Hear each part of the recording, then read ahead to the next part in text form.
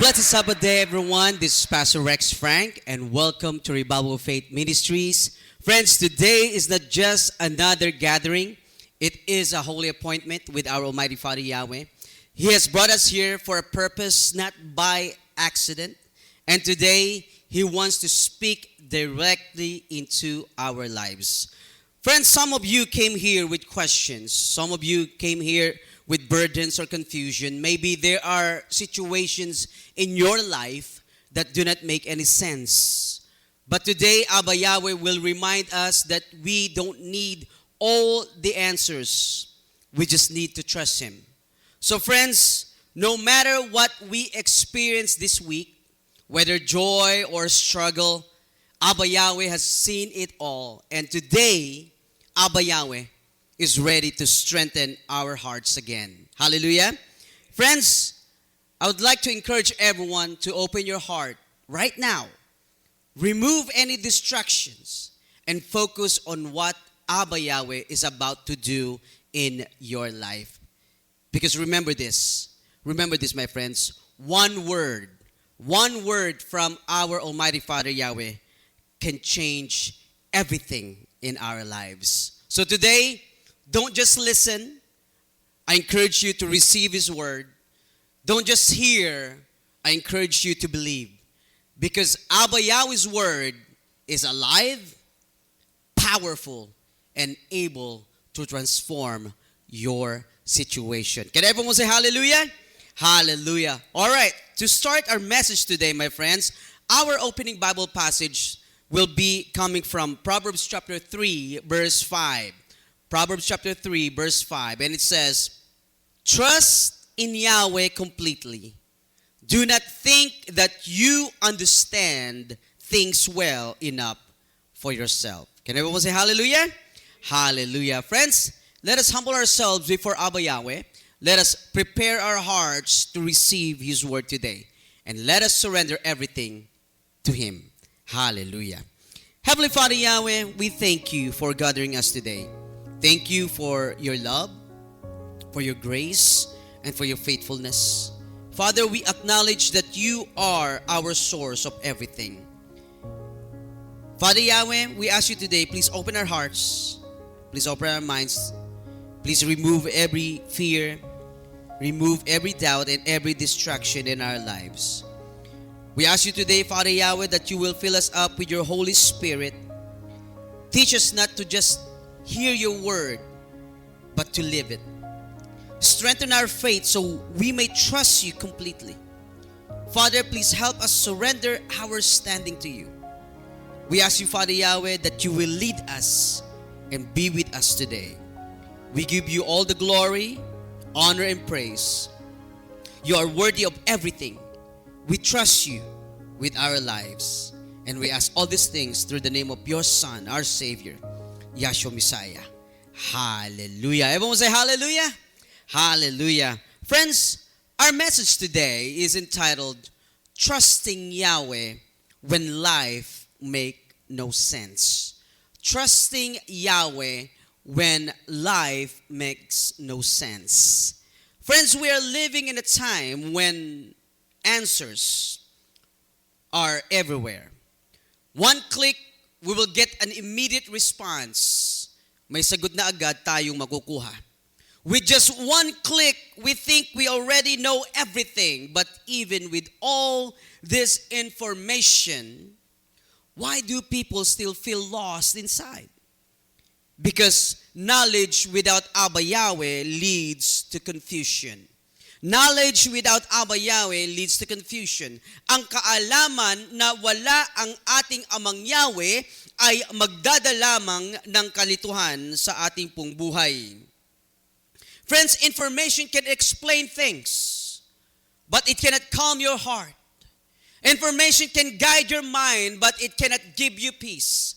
Kahit tama ang impormasyon na makukuha mo, hindi nito kayang sagutin ang lahat ng tanong sa buhay ng tao. Because what we need is the presence and guidance of our Almighty Father Yahweh. And you know what?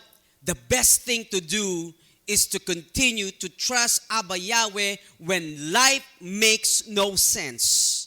patuloy tayong magtiwala sa Kanya kahit hindi natin maunawaan ang nangyayari sa ating kapaligiran.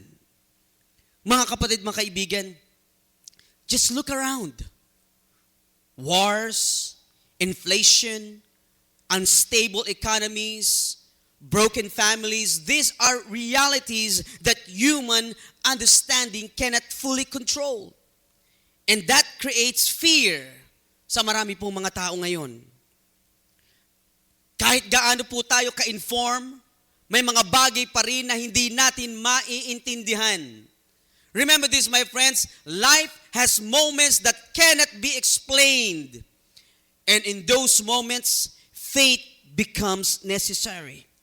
Listen to what the Bible says in the book of Ecclesiastes chapter 8 verse 17. Napakaganda po nito. Ano po ang sabi? I also saw that no one can understand all that Yahweh does. People can try to understand the things that happen on earth, but they cannot. There may be wise people who claim to understand the meaning of these things, but they are wrong.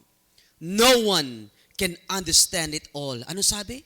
No one can understand it all. Friends, napakalinaw po ng sinabi ng talatang ito. Kahit anong effort natin, kahit gaano tayo katalino mga kapatid, hindi natin kayang maintindihan ang lahat ng nangyayari dito sa mundong ito. Kahit na ang mga wise people, matatalinong mga tao, hindi pa rin sapat ang kanilang understanding, ang kanilang katalinuhan para malaman nila ang gawa ng ating Amang Yahweh. That means may mga bagay talaga na lampas sa ating pong kakayahan. Tama po ba? And that is where book of Proverbs 3 verse 5 speaks clearly and powerfully, mga kapatid, dito po sa ating buhay. Ano po yung sinabi doon sa Proverbs 3 verse 5? Sabi ka, trust in Yahweh completely. This is not just a suggestion, my friends. This is the key to peace in uncertain times. This is not something we do only when life is confusing. Yung pagtatrust natin sa ating Amang Yahweh completely, this is how we are called to live every single day, my friends. Tandaan natin, my friends, we are not meant to really understand everything sa nangyayari sa ating pong buhay. We are not meant to rely on our own understanding at any time because our understanding is always limited. But Abba Yahweh's understanding and His wisdom and His knowledge is always perfect. Tama po ba?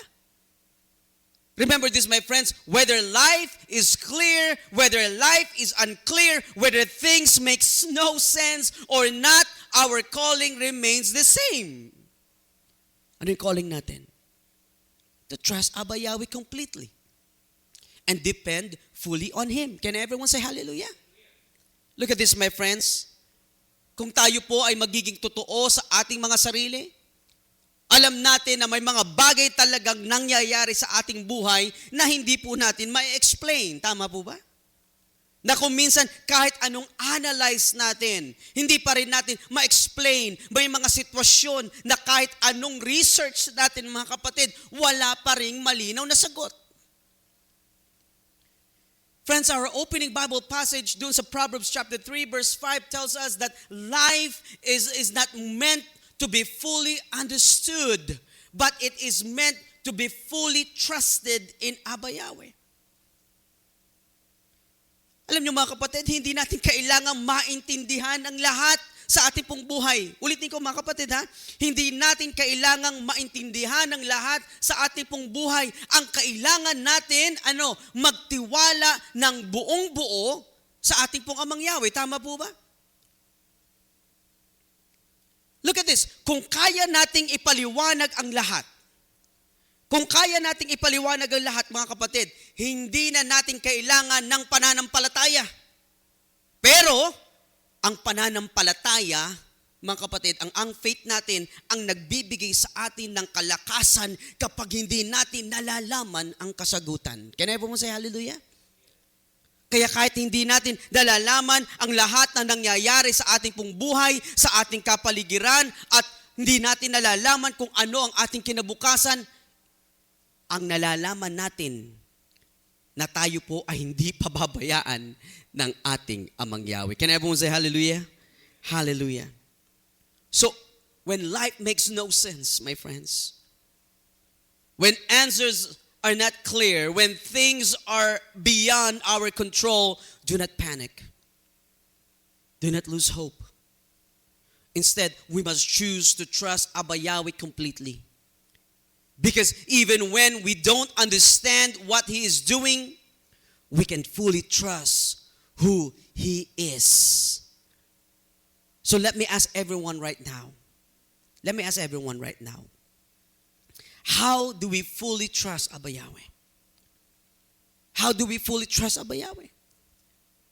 Maraming mga tao, siguro kahit tayong lahat na nandito, we always say that we trust Abba Yahweh. Tama po ba?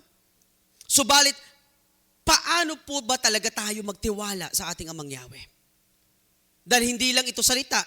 Tama po ba? Hindi lamang salita ang pagtitiwala sa ating Amang Yahweh. Hindi lamang ito feeling. Hindi lamang ito isang pakiramdam. Ito ay isang paraan ng pamumuhay. Ibig sabihin, this is our lifestyle. Real trust, my friends, is not just declared, it is demonstrated. It is seen how we live, how we respond, and how we obey our Almighty Father Yahweh all the time. Hallelujah. We can fully say we trust Abba Yahweh if we surrender our whole heart to Him. This means we let go of our own control. Hindi natin sinusunod ang ating pansariling kagustuhan dahil ang sinusunod natin ay yung kalooban ng ating Amang Yahweh. Hindi tayo umaasa sa ating sariling kalakasan, hindi tayo umaasa sa ating sariling kakayahan, at hindi tayo umaasa sa sarili nating karunungan. Kaya ano po ang sabi ng ating Amang Yahweh sa Isaiah 55, verse 8 to 9, sabing ganyan, Yahweh says, my thoughts are not like yours. Your ways are not like mine. Just as the heavens are higher than the earth, so my ways are higher than your ways, and my thoughts are higher than your thoughts. This verse, my friends, reminds us that Abba Yahweh's ways are higher than ours. So even when it does not make sense, we must trust His ways all the time. Tama po ba? Even when you don't see the answer, even when you don't feel anything, continue to believe, continue to trust our Almighty Father Yahweh all the time. Because trusting Abba Yahweh means holding on to Him even in the dark moments of our lives. And when you live this way, my friends, you will experience Abba Yahweh's peace, His guidance, and His faithfulness. Can everyone say hallelujah? Hallelujah. Friends, trusting Abba Yahweh means giving Him full control of your life. It means surrendering your plans, your fears, and your future. Surrendering to Abba Yahweh means we are choosing to rely on Him completely. Remember this, my friends. Partial trust produces anxiety, but complete trust produces peace. When you trust Abba Yahweh fully, your heart becomes stable. Ang bahagyang pagtitiwala sa ating Amang Yahweh ay nagdudulot ng kabalisahan sa buhay ng tao. Subalit ang buong pagtitiwala sa Kanya ay nagbibigay ng kapayapaan sa ating pong buhay. Friends, remember this, technology can give us information, but it can never give us security. The system of this world may fail, money can disappear, and situations can change, but our Almighty Father Yahweh never fails. Hindi kailanman nabibigo, ang ating Amang Yahweh. Tandaan po natin yan, mga kapatid, mga kaibigan. What you trust determines your stability. And Abba Yahweh is the only sure foundation. The strength of your life, look at this, my friends, the strength of your life depends on what you choose to trust. Kung saan or kanino ka nagtitiwala, doon nakadepende ang buhay mo. And if you trust in things that can fail, your life will become unstable. But if you trust our Almighty Father Yahweh, our heart or your heart will remain firm no matter what happens. Because Abba Yahweh is not just our help. He is our only sure foundation. Hindi lamang siya tumutulong, hindi lamang siya gagabay sa ating buong buhay, siya ang pundasyon ng ating buhay. Can everyone say hallelujah? Hallelujah. So even if everything changes, even if everything is shaken, you will not be shaken. Why? Because our trust is not in temporary things, but in an eternal and unchanging Elohim. Friends, if you put your trust in our Almighty Father Yahweh, you can be sure He will never abandon you.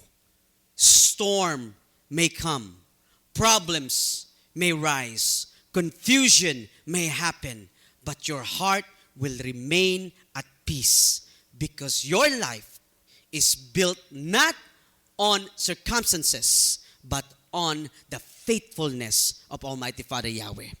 What does it say in Psalm 20 verse 7? Ano po ang sabi dito? Other people trust their horses to save them, but we will trust in the name of Yahweh, our Elohim. Can everyone say hallelujah? Hallelujah. Friends, para po mas lalo nating maintindihan ang ating pong mensahe ngayon, trusting Yahweh when life makes no sense. Tignan po natin, mga kapatid, ang isang powerful story from the Bible na magpapalakas po ng ating pananampalataya. And this story, my friends, will show us that even when life is confusing, our Almighty Father Yahweh is still worthy of our complete trust. Friends, let us talk about the prophet Habakkuk. Sino ba po si Habakkuk, mga kapatid? Habakkuk was a prophet of our Almighty Father Yahweh during a time of injustice, corruption, and suffering among His people. Nakita po ni Propetang Habakkuk, mga kapatid, ang kasamaan sa kanyang paligid. May violence, oppression, kawalan ng katarungan. At dahil po dito, mga kapatid, nalito po siya. At siya po ay nagtanong sa ating Amang Yahweh kung bakit hinahayaan ng ating Amang Yahweh ang mga bagay na ito na nangyayari sa kanyang paligid. Let us read Habakkuk chapter 1 verse 2 to 3. Yahweh, I continue to ask for help. When will you listen to me? I cried to you about the violence, but you did nothing. People are stealing things and hurting others. They are arguing and fighting. Why do you make me look at these terrible things? Yan po ang katanungan ni Prophet Habakkuk. So makikita natin, mga kapatid, ang kanyang kalagayan. Nalilito siya, nagtatanong siya, at hindi niya maintindihan ang ginagawa ng ating Amang Yahweh. Tama po ba? Pero mga kapatid, mga kaibigan, pansinin po ninyo. Kahit siya po ay nalilito, kahit siya po ay confused, mga kapatid, hindi po siya lumayo sa ating pong Amang Yahweh. Tama po ba? Ano nga ang ginawa niya? Lalo po siyang lumapit sa ating Amang Yahweh. Nagtanong. Tama po? Now, maaaring itanong natin, bakit hinahayaan ng ating Amang Yahweh ang ganitong mga sitwasyon? Bakit parang tahimik ang ating Amang Yahweh habang may kaguluhan, merong pong kasamaan? Hindi ba niya nakikita ang nangyayari sa kapaligiran noon ni Prophet Habakkuk? Ang kasagutan po, mga kapatid, makikita natin sa book of Habakkuk chapter 1 verse 5, kung saan ito po ang sinabi ng ating Amang Yahweh. Sabi niya, look at the other nations. Watch them and you will be amazed. Look at this. Ano sabi ng ating Amang Yahweh? I will do something in your lifetime that will amaze you. You would not believe it even if you were told about it. Mga kapatid, mga kaibigan, meron pong ginagawa ang ating Amang Yahweh. Pero hindi iyon agad naintindihan ni Propetang Habakuk. Abba Yahweh was not ignoring the situation. He was working behind the scenes at ginagamit niya ang sitwasyon para magdala ng correction, justice, at para tuparin ang kanyang plano.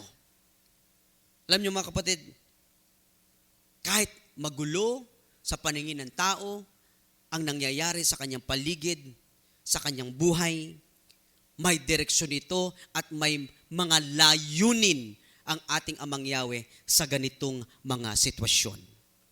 Look at this, my friends. Minsan, pinapayagan ni Amang Yahweh ang mga bagay na hindi natin maintindihan dahil may mataas siyang layunin, mayroon siyang mataas na plano. Magaluman sa ating paningin, tandaan natin mga kapatid, mga kaibigan, merong pong purpose ang mga ito.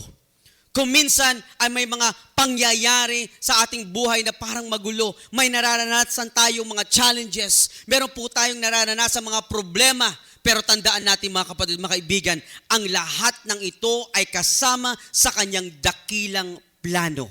Ano po ang sabi sa Romans 8:28? Ganito po ang pagkakasabi, we know that Yahweh works to help those people who love Him.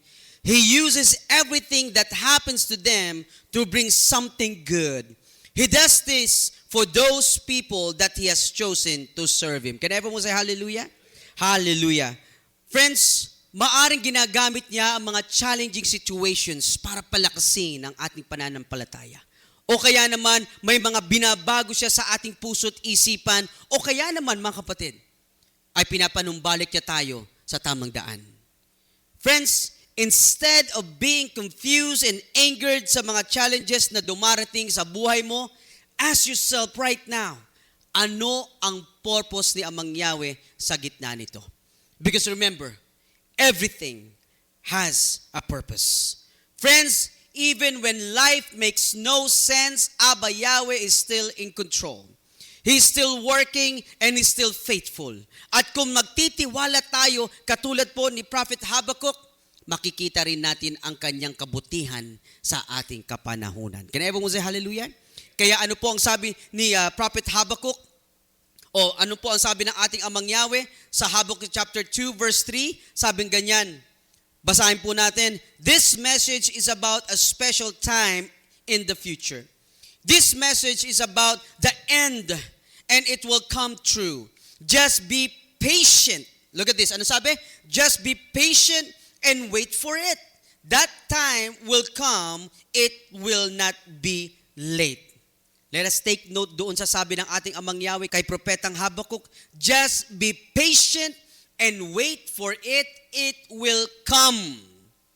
Ang ibig sabihin nito mga kapatid, may tamang panahon, may tamang oras ang lahat ng ginagawa ng ating Amang Yahweh. Tama po ba? Remember this, my friends, hindi po nahuhuli ang ating Amang Yahweh.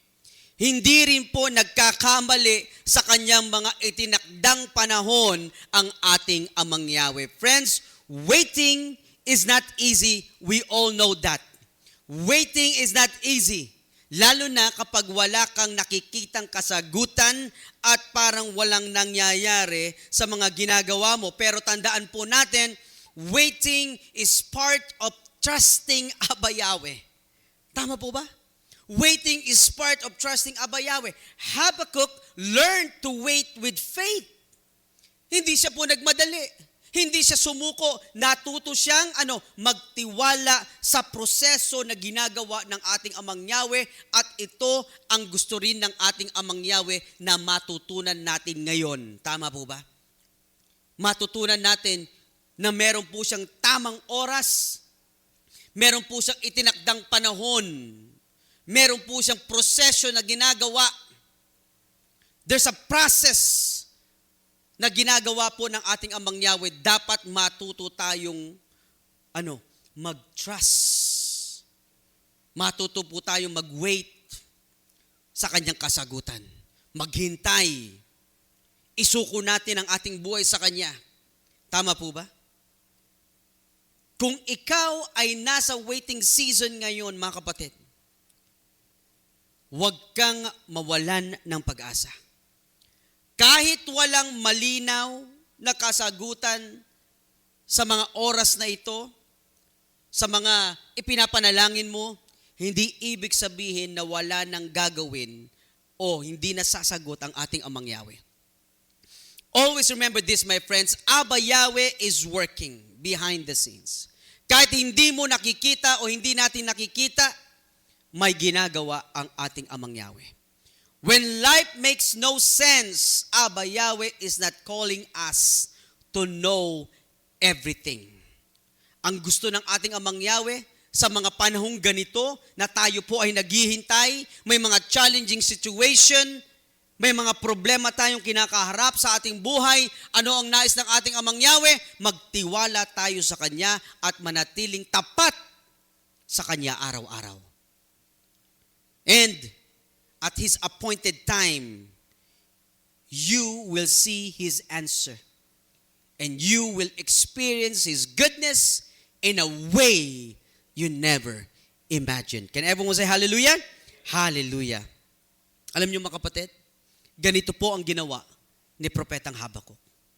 Kahit habang patuloy ang kaguluhan sa kanyang paligid, kahit na nakikita niya ang mga injustices, nakikita niya ang mga kaguluhan na nangyayari sa kanyang kapaligiran, anong ginawa niya? Ano po? Naghintay siya na merong pong kagalakan. Basahin po natin yan mga kapatid, mga kaibigan. Habakkuk chapter 3, verse 17 to 18, sabi niya, even though the fig trees have no blossoms, and there are no grapes on the vines, even though the olive crop fails, and the fields lie empty and barren, even though the flax die in the fields, and the cattle barns are empty, yet I will rejoice. Look at this, my friends. Ano sabi niya? Yet I will rejoice in Yahweh.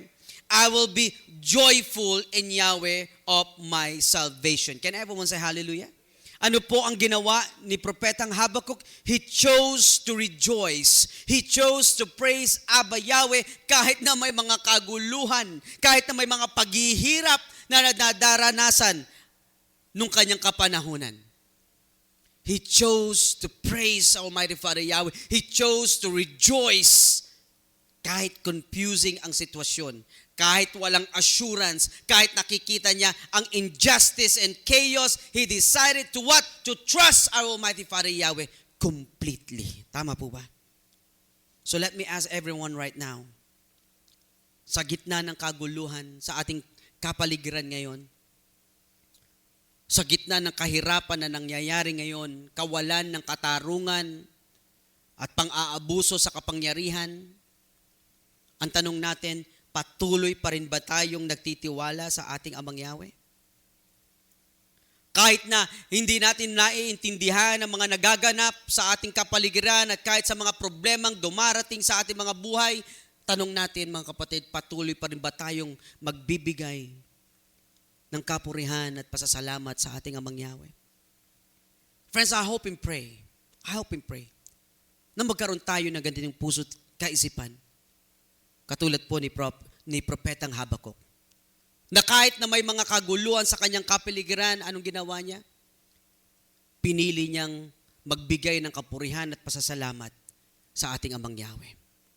And I hope and pray, my friends, na tayong lahat, we will continue to rejoice and we will continue to praise our Almighty Father Yahweh all the time. Remember this, my friends. When everything feels confusing, I encourage you to continue to pray. Don't stop praying kapag magulo ang lahat. Huwag kang titigil sa pananalangin. Listen to this. Prayer does not always change your situation immediately, but it brings you closer to Almighty Father Yahweh. And in Abba Yahweh's presence, you will receive strength, you will receive peace. When the answer does not come right away, do not lose your trust. Kapag wala pang kasagutan, mga kapatid, huwag mong bibitawan ang pagtitiwala mo sa ating Amang Yahweh. Remember that Abba Yahweh has not forgotten you. He is working behind the scenes when everything feels uncertain. Choose to rejoice in Abba Yahweh.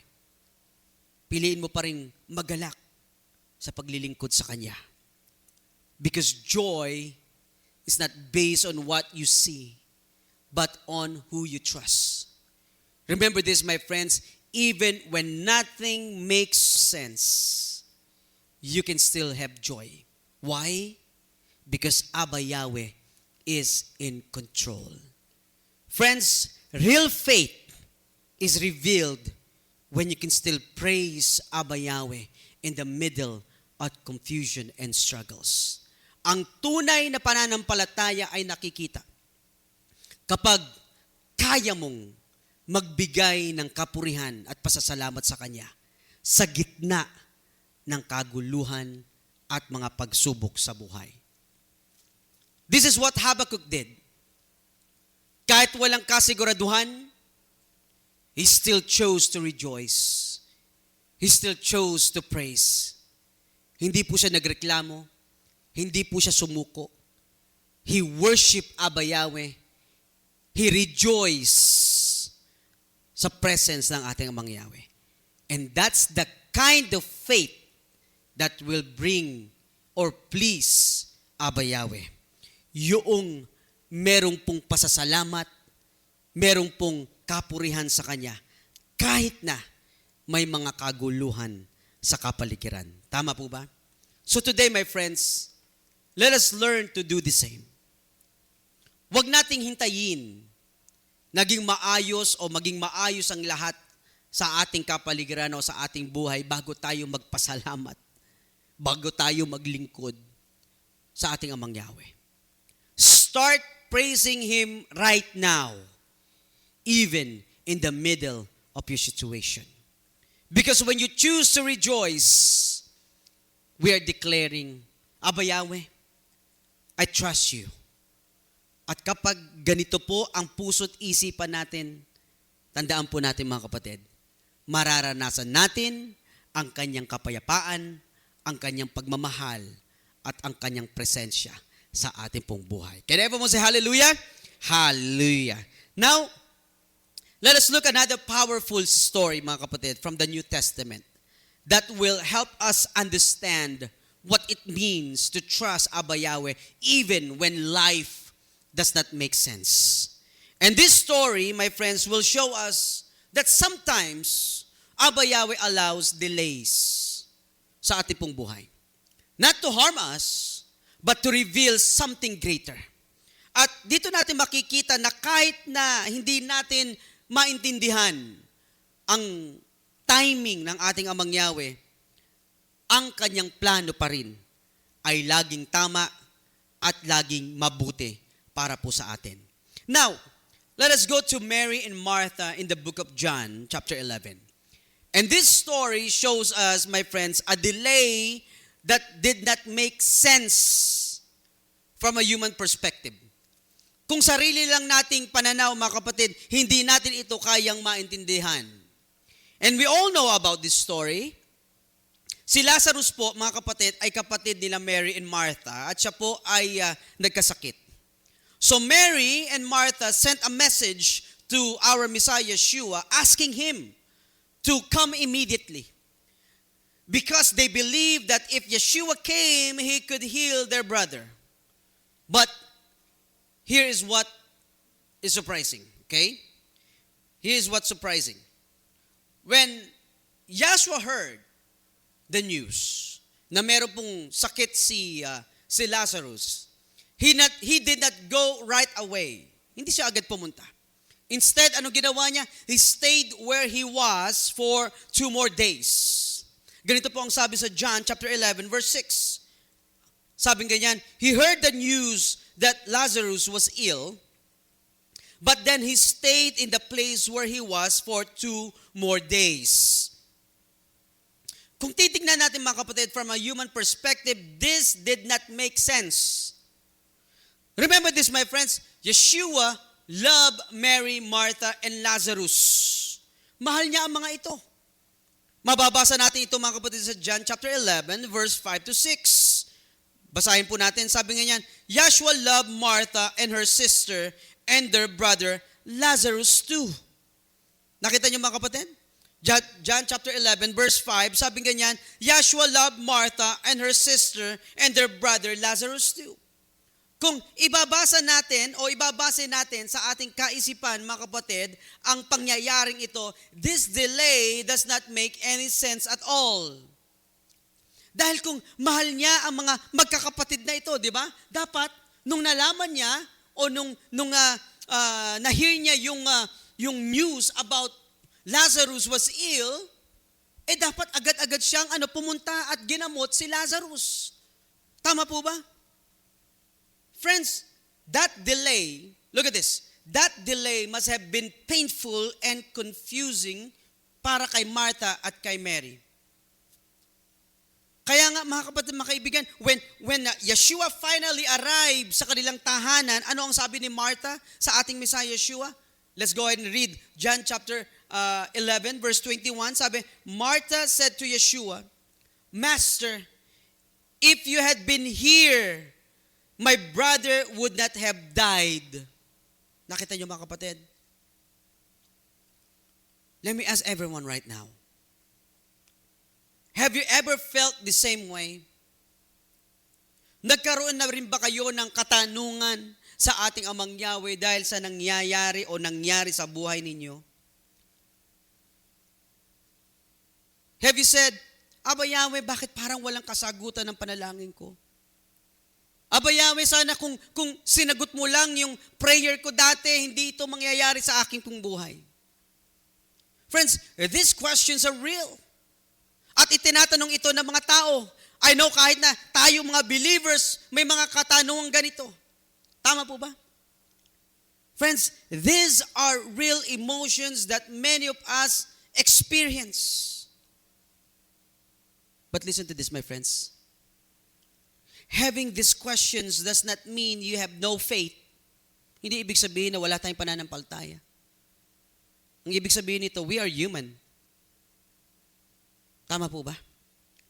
Nagtatanong din tayo. But the important thing is, kahit may katanungan tayo, hindi dapat tayo bumibitiw sa pananampalataya natin sa ating Amang Yahweh. Tama po ba? Kahit may mga katanungan tayo, kahit na hindi pa natin na nare-receive yung kasagutan sa ating mga panalangin, hindi dapat tayo bumibitiw o bumibitaw sa ating Amang Yahweh. Because real faith is not the absence of questions. It is the decision to keep trusting Abba Yahweh even when we don't understand the things that's happening sa ating pong buhay. Tama po ba? Now, after Lazarus died, Yeshua finally arrived in Bethany. And by that time, Lazarus was already been entombed for 4 days. So, 4 na araw na po siyang nakalibing. And from a human perspective, it was already too late. Kung titignan po natin, it was already late. 4 na araw nang nasa loob ng libingan, nasa tomb, si Lazarus. But when Yeshua came, He did not panic. Hindi po siya nataranta. Yeshua was calm because He already knew what He was going to do. Remember this, my friends, kahit mukhang huli na sa paningin natin ang mga bagay, hindi kailanman nahuli ang ating Amang Yahweh sa kanyang mga ginagawa at sa kanyang mga plano. Tama po ba? Kaya tandaan po natin mga kapatid, kahit na wala pa ngayon ang mga kasagutan ng ating panalangin, don't lose hope. Don't lose hope. Abba Yahweh knows. He knows kung ano ang kanyang ginagawa. Alam niya ang kanyang mga plano. Alam niya ang tamang oras kung kailan tayo dapat sagutin. Kaya anong sabi ni Yeshua dito sa encounter na nangyari dito mga kapatid? Akala nila Martha, akala nila Mary, na late na ang ating Messiah Yeshua. Ano ang sabi ng ating Messiah Yeshua sa kanila? John chapter 11, verse 25, I am the resurrection and the life. Anyone who believes in me will live even if they die. Ano ginawa ni Yeshua Messiah? Doon sa magkapatid na Mary and Martha, ang sabi niya, ipinapaalala niya sa mga tao na siya ay may kapangyarihan na gawin ang imposible. Kahit napatay na si Lazarus, kaya niya itong buhayin. Tama po ba? Kaya niyang buhayin si Lazarus with the help of his Father. Remember this, my friends, what is impossible for man is possible with Abba Yahweh.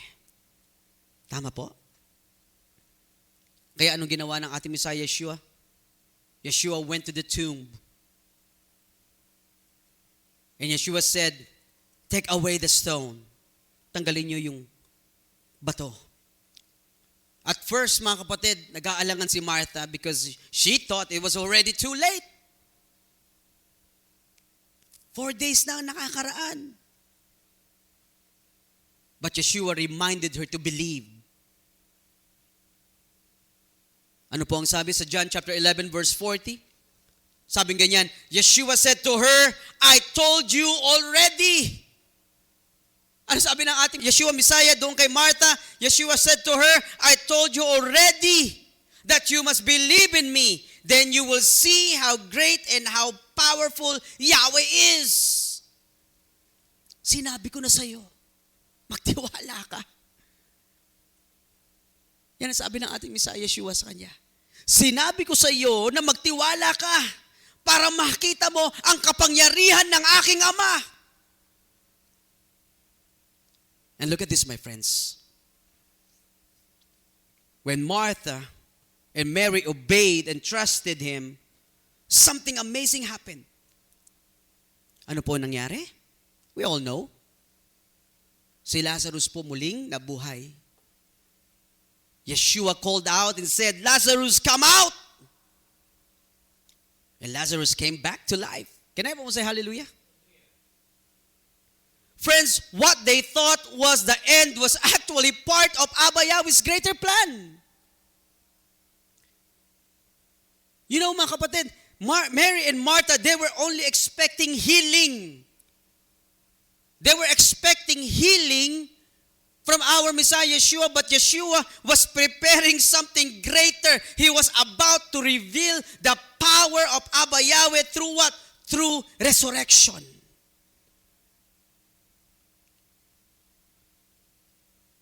Minsan, ganito rin nangyayari sa buhay natin, mga kapatid. We are praying for a quick answer. Tama po? Sometimes we are praying for a quick answer, but Abba Yahweh is preparing something greater. Sometimes we are expecting one thing, but Abba Yahweh has something better in mind. So when life does not make sense, my friends, and when Abba Yahweh seems delayed, do not lose your faith. Because just like Mary and Martha, what you think is already over, Abba Yahweh can still turn it into a miracle to show His power. And when Abba Yahweh's plan finally unfolds in your life, my friends, you will look back and realize, hindi siya late. Tama? Hindi siya late kahit na isang segundo. Everything was perfectly aligned according to His will. Tama po ba? Yung akala nating mga delay sa ating pong buhay, paghahanda pala yon. Yung akala nating hindi napapakinggan ng ating Amang Yahweh ang ating mga panalangin, kung may kilos pala siya doon. At sa huli, makikita natin na sakto ang lahat sa kanyang itinakdang panahon. Can everyone say hallelujah? Friends, remember this. You are not alone. Abba Yahweh sees your situation clearly. He understands your struggle. He hears your prayers, even the silent ones. Even the tears you cry at night. Abba Yahweh knows your pain. He feels your burden. And He cares deeply. That's why stop Stop trying to control everything. Stop trying to control everything. Let Abba Yahweh take over and trust Him completely. The more you trust Abba Yahweh, the more peace you will have. Remember this, my friends. Trust brings rest and takes away fear and worry sa ating pong buhay. In Philippians chapter 4, verse 6 to 7, ganito pong pagkakasabi, do not worry about anything. Instead, pray to Yahweh about everything. Ask Him to help you with the things that you need and thank Him for His help. If you do that, Yahweh will give you peace in your minds. That peace is so great that nobody can completely understand it. You will not worry or be afraid because you belong to Yeshua, Messiah. Can everyone say hallelujah? Friends, notice this. Hindi sinabi na mawawala lahat ng problema. Hindi po sinabi yan. Wala po tayong nabasa na mawawala ang problema. Pero sinabi, bibigyan kanya ng kapayapaan sa gitna ng problema. And that is the kind of peace only Abba Yahweh can give. Kapag may tiwala tayo kay Amang Yahweh, kahit magulo ang paligid natin, may kapayapaan tayong madarama.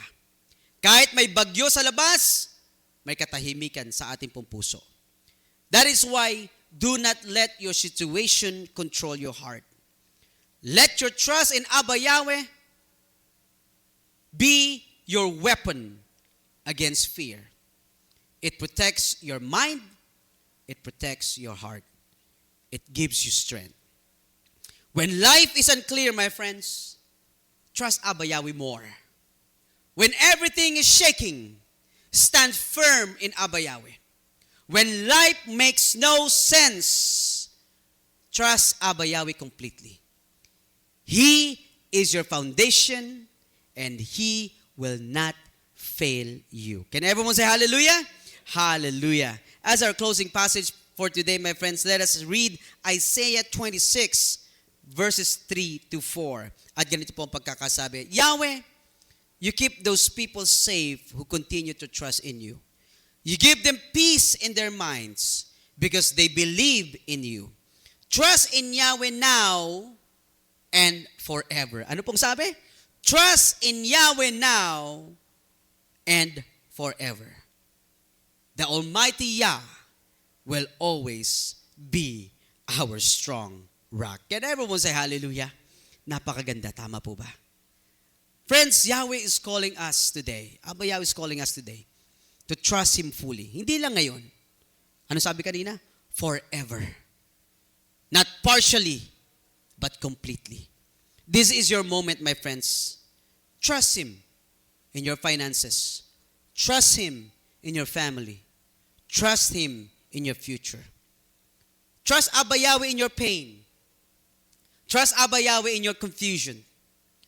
Trust our Almighty Father Yahweh in your waiting time. Because He knows what you do not know.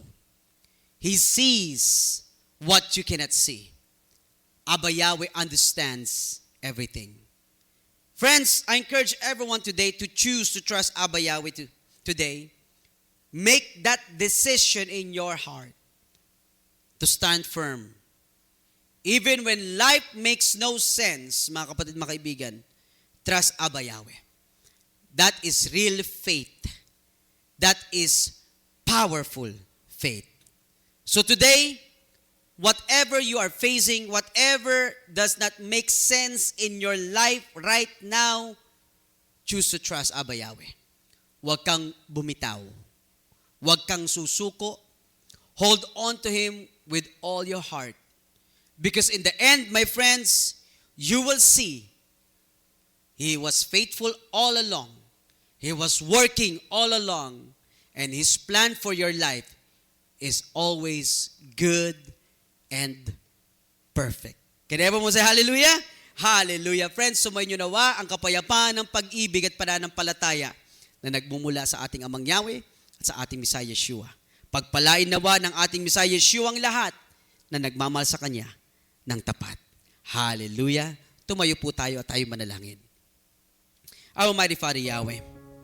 Father Yahweh, we thank you for your word that reminds us to trust you even when life does not make any sense. Father Yahweh, you see every heart right now. You know our struggles. You know all our questions, our fears, and the things we do not understand. Father Yahweh, teach us to trust you completely, not only when life is easy, but even more when it is difficult and confusing. Father Yahweh, help us to surrender everything into your hands. Our plans, our worries, our pain, and even our future. Remove any anxiety from our hearts and fill us with your perfect peace that only you that can give. When we feel like you are silent, remind us, Father Yahweh, that you are still working. When we feel delayed, help us to trust your perfect timing. Father Yahweh, give us the strength to keep believing you. Keep waiting and keep holding on to you, Father Yahweh. Help us, Father Yahweh, that when we are in our waiting season, help us to believe that you will be with us, that you will answer our prayers in the right time. Abba Yahweh, build in us a strong and unshakable faith. A faith that trusts you no matter what we see, no matter what we feel. Let our lives be a testimony that you are faithful, that you never fail, and that your plans are always good. Father Yahweh, we thank you for all the wonderful and amazing blessings that you have given to each and every one of us. Thank you, Father Yahweh, for your amazing provisions. And we ask all these things through your Son, our Savior, Yahshua Messiah. Hallelujah. Everyone say hallelujah. Hallelujah. Let's go ahead and raise our hands and receive the blessings from Almighty Father Yahweh. Yavareka ka Yahweh vishmereka, Yair Yahweh paneveleka vikunika, Yesa Yahweh paneveleka, VSM leka. Shalom. May Yahweh bless you and keep you. May Yahweh make shine His face on you and be gracious to you. May Yahweh lift up His face unto you and give you peace. Hallelujah. Happy Sabbath, everyone.